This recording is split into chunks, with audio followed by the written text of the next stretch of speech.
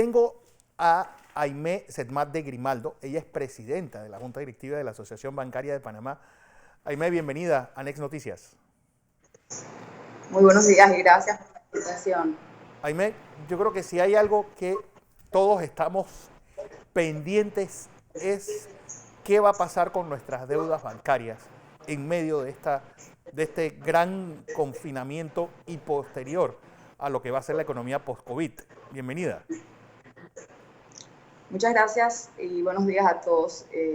Me gustaría empezar antes de dar contexto en esta pregunta o dar respuesta a esa pregunta con un poquito de contexto de cómo ha sido la reacción de la banca ante una situación de emergencia nacional y que, como bien mencionaba creo que el doctor antes de mi espacio, es una situación que requiere la acción de todos los sectores de la economía porque no tiene precedente realmente y el nivel de complejidad es muy alto.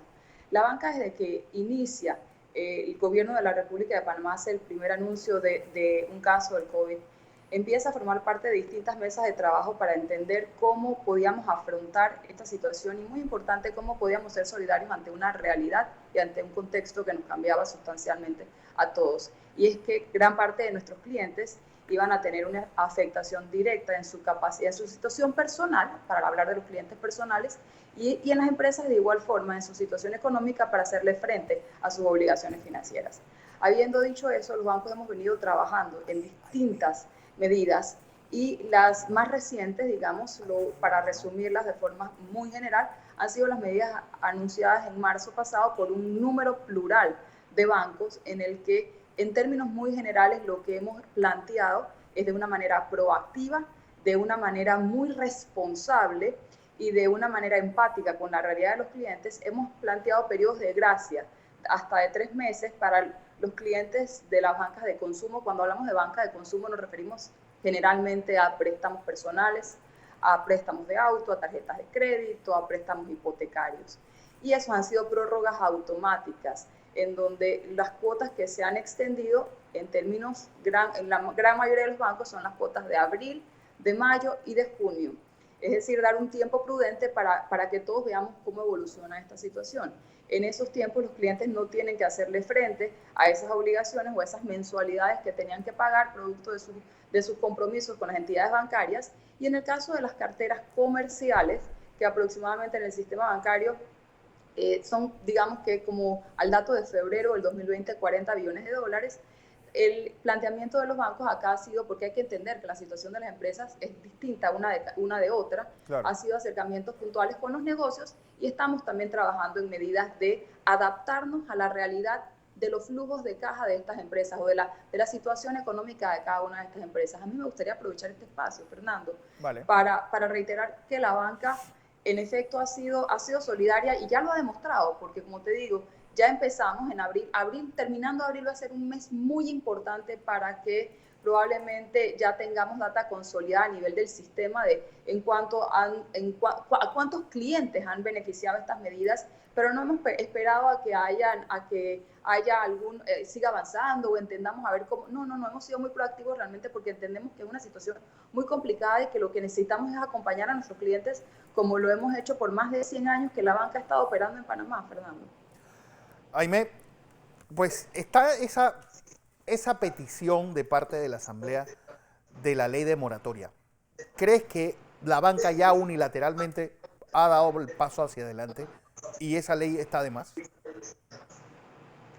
Yo te diría que la asociación bancaria en ese sentido y el gremio bancario primero respeta las opiniones y los poderes. Yo creo que eso es importante. Todos como panameños debemos respetar los distintos poderes de nuestro gobierno, de nuestra sociedad, para asegurar que tengamos una sociedad en democracia que pueda operar de forma sostenida en el tiempo. Y en eso somos muy respetuosos.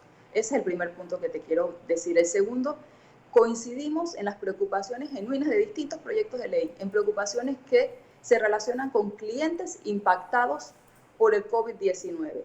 Y considerando la coincidencia en esa preocupación que tenemos ambos, la banca ya ha actuado, como te explicaba anteriormente, de forma proactiva, ha iniciado con las medidas ya, los clientes ya las tienen, muchísimos clientes las tienen ya han visto que la prueba fehaciente de una medida trasciende más allá de un comunicado, es la realidad y el impacto del dinero en el bolsillo de cada uno de nuestros ciudadanos. Entonces creemos realmente que la manera correcta de abordar una situación tan compleja como en la que estamos viviendo en este momento es tener la capacidad de tener soluciones que atiendan las necesidades puntuales de los clientes y, muy importante, Fernando, soluciones que aboguen y exijan la solidaridad de los clientes. ¿Y a qué me refiero con la solidaridad de los clientes? Asegurarnos que, si bien hay clientes que han sido impactados por esta situación y lo entendemos, hay clientes también que probablemente no han tenido un impacto en su situación personal o en su situación empresarial, y esos clientes deben seguir haciéndole frente a sus obligaciones bancarias y no bancarias. ¿Para qué? Para asegurarnos que los alivios financieros y no financieros que se estén dando a nivel de la economía panameña sean suficientes y le lleguen realmente a las personas que realmente lo necesiten. José, el ingeniero Blandón, Aimé. Buenos días, licenciada Aimé. Buenos días, ingeniero. Un placer conversar con usted en la mañana de hoy. Oiga, igualmente, ingeniero. Tengo conmigo los informes de evaluación de riesgo que se le han hecho a la República de Panamá por parte de Moody's, Standard & Poor's y de Fitch. Mi planteamiento a ustedes es el siguiente. He notado en el debate público un nivel de desconocimiento con respecto al rol de la banca como tal. Y eso lleva entonces a simplismos que son peligrosos, no solamente para ahora, sino para el futuro. En el desarrollo de nuestro país, la banca ha jugado un papel importante. Sin embargo, ustedes tienen en tiempos normales una política de comunicación casi inexistente. Mi pregunta es, ¿no deberían ustedes, ante la situación que ha creado esta pandemia, desarrollar una estrategia de que nuestro país y nuestra gente, nuestros dirigentes, conozcan más de cómo es que opera todo esto? De manera que hay un nivel de comunicación mucho más efectivo y comprensión. Le digo, por ejemplo, a mí me toca trabajar en el sector eléctrico. Hay mucha gente que cree en Panamá que las empresas de generación eléctrica se vuelven multimillonarias vendiéndole la energía hacia Centroamérica, cosa que no es cierta. Pero se dice. ¿Usted cómo evalúa la coyuntura esta y el papel que a mí me parece muy pasivo que han jugado ustedes en el pasado y que ahora no puede ser igual? Ingeniero, bueno, me parece interesantísimo el punto que señala, y yo quiero, y estoy totalmente de acuerdo con usted en muchas de sus conclusiones o de sus señalamientos. El primero de ellos, creo que es importante en este momento reconocer que la dinámica de la operación del mundo nos ha cambiado a todos realmente. Entonces creo que hay que buscar las oportunidades y las enseñanzas que nos trae una crisis como esta. Y hay una gran enseñanza para todos, creo, no solamente para la banca. Todos tenemos la oportunidad de encontrar formas de hacer mejor lo que veníamos haciendo. Entonces yo creo que indiscutiblemente hay un desconocimiento de la operativa del sistema bancario en Panamá.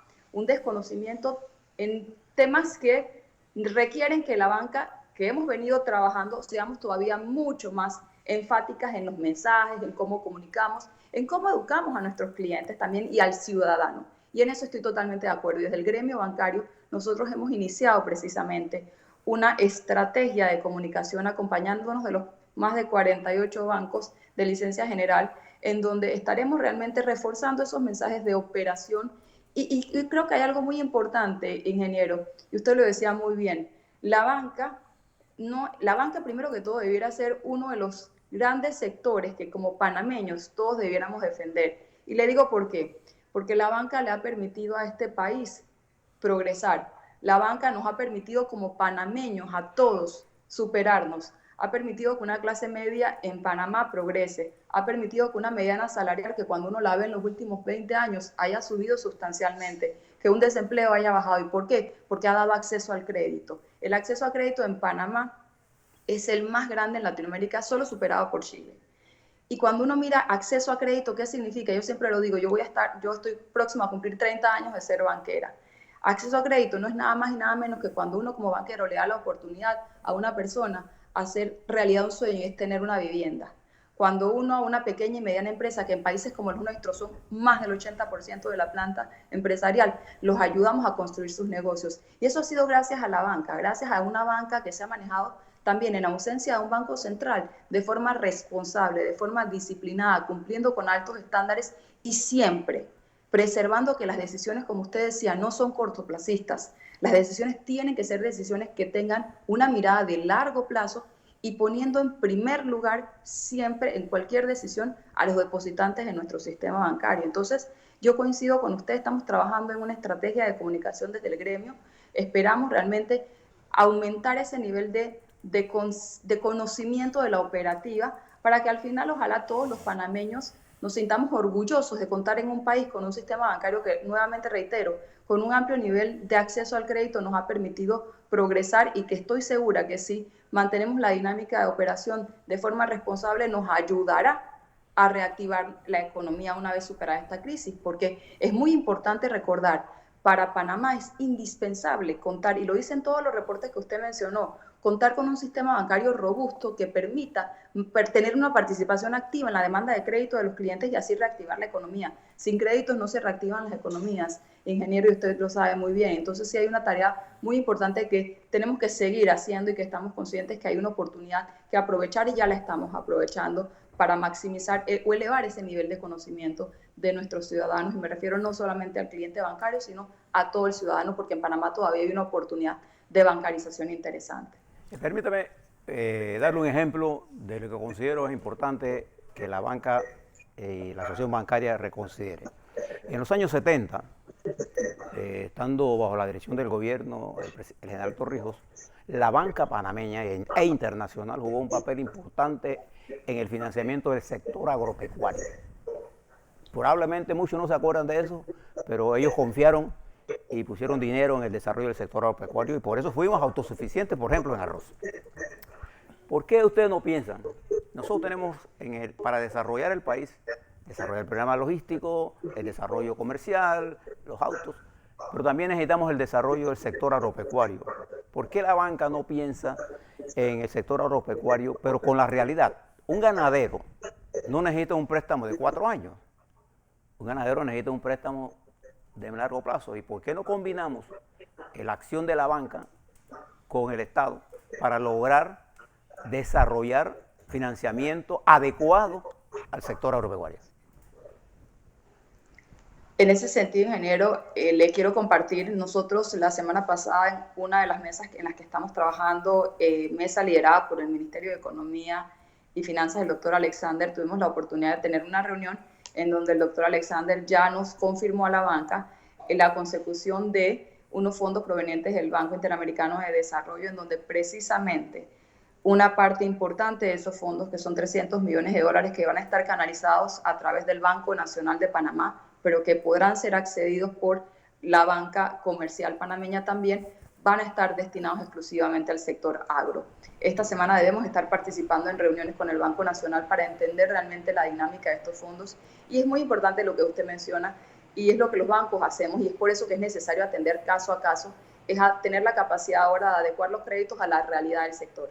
Esos fondos van a estar destinados al agro y van a estar destinados a otra proporción a las pequeñas y medianas empresas, que es otro factor fundamental en un momento como en el que estamos, siempre lo es, pero en este momento es mucho más importante porque la vulnerabilidad de este sector es mucho más alta y recordemos, lo decía al inicio, es un porcentaje muy alto, una proporción muy alta de la planta empresarial de una economía como la panameña, así que tenemos que asegurarnos que las podamos acompañar también. Jaime, el costo del dinero está casi en cero. ¿Cuándo se va a ver reflejada esa disminución del interés con el que la Reserva Federal está dándole el dinero a los bancos aquí en Panamá? Me encanta la pregunta, Fernando, y esta pregunta cada vez que sale creo que es una oportunidad para nuevamente reiterar un concepto muy importante. La Fed y el anuncio de las tasas, recordemos, la Fed es el Banco Central de Estados Unidos, no es el Banco Central de Panamá. Las tasas que anuncia la Fed no tienen una implicación directa en las tasas del mercado panameño. El sistema bancario panameño funciona de una manera, y para hacerlo muy simple, de una manera muy básica, es captando recursos de nuestros depositantes. A febrero del 2020 esos depósitos eran aproximadamente 76 billones de dólares. Captamos recursos de nuestros depositantes, pagamos un interés por esos recursos. Ese se vuelve el costo real del sistema bancario panameño. Esa es la tasa a la que compramos los fondos que luego colocamos. ¿Cuándo la banca tendrá la capacidad de tener créditos más baratos en la medida en que podamos comprar los recursos más baratos? Cuando hablamos de temas como la Fed y las tasas, ¿en qué pudieran implicar o qué injerencia pudieran tener en un sistema bancario como el nuestro a través de los bancos corresponsales? Es decir, los bancos de Estados Unidos que les presten a bancos en Panamá pudieran en algún momento tener condiciones más competitivas porque en efecto sí están directamente impactados por las tasas de la Reserva Federal. No obstante, Fernando, en este momento estamos en una situación en la que es una crisis mundial, no es una crisis de un país. No estamos hablando de la crisis del 2008, no estamos hablando de crisis puntuales, estamos hablando de crisis mundiales. ¿Qué ha sucedido en este momento? La liquidez mundial se ha contraído. Al momento en que la liquidez se contrae, el costo de la liquidez sube. Entonces, realmente yo les diría la dinámica, y como panameños debemos estar pendientes realmente, y el regulador lo anunció en sus resultados de diciembre, que el costo del crédito, el costo de los fondos de la banca ha subido en Panamá. Entonces, el precio al que compremos los depósitos es el reflejo de qué tanto o tan poco podemos cobrar en los créditos que otorguemos. Esa es como funciona más o menos la dinámica muy simplista de la banca en Panamá. Entonces, creo que es importante que todo eso lo recordemos siempre, porque no necesariamente que una tasa esté en cero en Estados Unidos se traduce en una tasa en cero en Panamá. Usted ha hecho, licenciada, exactamente la explicación que la gente no tiene por qué comprenderla, pero hay que explicársela. Ayer me preguntaba alguien que para qué yo hablaba de los análisis de riesgo y qué importancia tenía tener grado de inversión. Bueno, la importancia que tiene grado de inversión, como lo ha explicado el ministro de Economía y Finanzas, es que al tener grado de inversión, el costo del dinero público y privado en el mecanismo que usted ha señalado es más barato para Panamá. El hecho que el FED de los Estados Unidos baje la tasa a cero, eso no tiene implicaciones directas en nosotros. Pero estas cosas complejas, usted las ha explicado de una forma sencilla. Entonces, si yo logro esa sencillez con que usted ha explicado, entender ahora usted de parte de nosotros, yo soy un ganadero, yo quiero pedir un préstamo a usted, Panamá tiene grado de inversión, ¿por qué usted no me da un plazo adecuado al desarrollo de mi actividad? O sea, un ganadero compra una vaca, esa vaca no va a producir sino en 4 años. Usted me da un préstamo de 2 años, no me resuelve nada. Entonces yo creo que si logramos integrar sin poner en riesgo el sistema financiero, nosotros tenemos que mantener nuestro sistema bancario protegido. Es una cosa importante que mucha gente no logra entender, porque él ha sido pivote importante del desarrollo nuestro. Y lo seguirá siendo. Entonces, y lo va a seguir siendo. Entonces, señora directora, este es el sistema que tenemos que mejorar. Y hay que, en tiempos nuevos que vienen, o ustedes avanzan o se impone el populismo peligroso. Así es. Aimee, gracias. Ingeniero, que usted lo ha dicho, perdóname, muy bien. Yo creo que este tiempo lo que requiere es que todos seamos capaces de trabajar en soluciones con un mismo propósito y un mismo objetivo, que es ser capaces de superar esta crisis, de reactivar nuestra economía, de poner a Panamá nuevamente en una senda de crecimiento en la que cada sector, jugando el papel y las responsabilidades que tiene, sea capaz de contribuir en eso y adaptarse a la realidad de la nueva economía que estamos viviendo. Usted lo ha puesto muy bien, la nueva realidad va a ser distinta para todos y tenemos que ser capaces de adaptarnos a ello, pero ha dicho un mensaje importantísimo que quisiera aprovechar y hacer eco él mismo. No hay economía sostenible sin un sistema financiero que esté bien protegido y que funcione de forma dinámica, responsable y siempre pensando en el largo plazo y en la seguridad de los depositantes del sistema. Muchísimas gracias. No se diga más. Aimee Cetmat de Grimaldo, presidenta de la Junta Directiva de la Asociación Bancaria de Panamá. Gracias por estar con nosotros.